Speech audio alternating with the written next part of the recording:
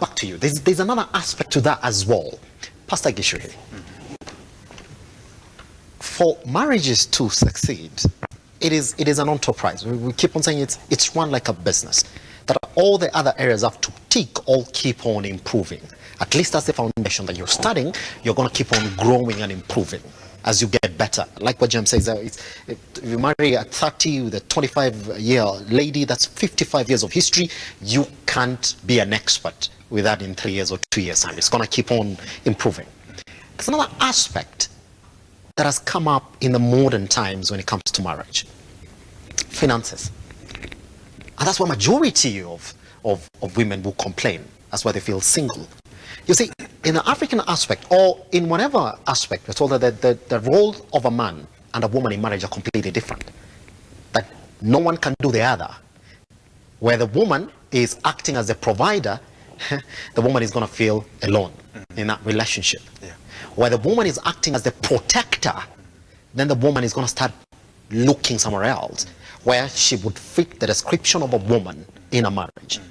Now, we're in that era where we are celebrating gender equality, and it's a big thing. Yeah. It's a big thing, Pastor Gichu. It's a big thing. It is. Gender equality.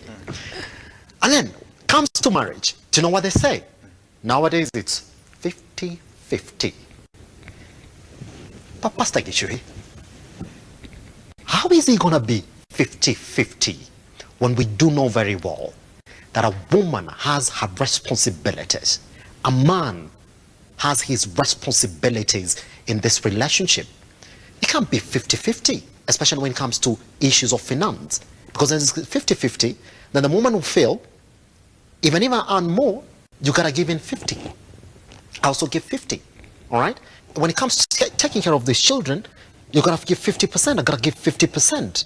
So, in a scenario where we want to assume the natural setup of a relationship, where the responsibilities, when you look at it from a natural angle, are never going to be 50-50, then one starts feeling single. You should be doing this, you're not doing it. You should be giving money, you're not giving money. Or I am the one who's giving this money, when in reality I should not. Or I should be giving 50-50, but it's not. Let's address that. Yeah. That's a sensitive area. An area we would call Swaranyeti. The area of finances. But I want to start by saying that even before we talk about equality, we are coming from a place where the girl child has been protected a lot, and now we have had an issue with the boy child, which is what we are trying to recover. But these daughters that we have taken care of, yes, that we have taken to school, that we have coached, they need to get married. And the husbands that are available, this boy child that we neglected, that we are now trying to wake up to at this moment, that poses part of the challenge. I do not want to talk about 50-50 in marriage. I want to look at it, of course there are defined responsibilities. For instance, the husband, some of his primary duties include providing for the family. That's it. Protecting the family. Yes. So those are fall squarely on the docket of the husband. But even having said that, because you have gotten a suitable helper, like in my particular case, when we got married, it is my wife that was working, and she supported me. Oh yeah? In actual fact, she used to bring her whole package salary, and then she would ask for it from me. Oh yeah? Of course, later on, God, by His grace, yes, turned the tables around. Yes. But I'm saying that kind of understanding is good. I respect her for that, because that time, the situation was like that. If you come with an attitude of 50-50, then that is not, it is like the transaction we were talking about, or a contract. But this is supposed to be a union that is based on love. Yes, it is not just basically driven by love. My brother talked about wisdom. But let me tell you this, when we talk of love, we can give it 3 basic categories. There is what they call in Greek eros. This is the romantic love, which is huge, yes, in relationships. But the problem with eros, the romantic love, is that it fluctuates. Today you feel so strongly about somebody you can't even sleep. But then tomorrow you feel so low because they did something bad. Then there is the brother love that we have between me and you and my brothers. That is called filial. Then we have agape, the love of God. When agape, the love of God, is at the center of it, agape is about sacrifice. Agape will cause you to go the extra mile for your spouse, realizing very well that you are doing it for the good of the family and that it is a joint effort. Therefore, we don't approach it. If you approach it as a transaction, tables can turn, and now you'll be the one on the receiving end. My take is that we should all look at it as though we need to do it 100%. I can do it for him. If he's not in a position, I can do it for her. Yes. I will not count how many times I've done this because I love her. And when it's like that, you'll see God giving you synergy to be able to do more within a shorter period of time.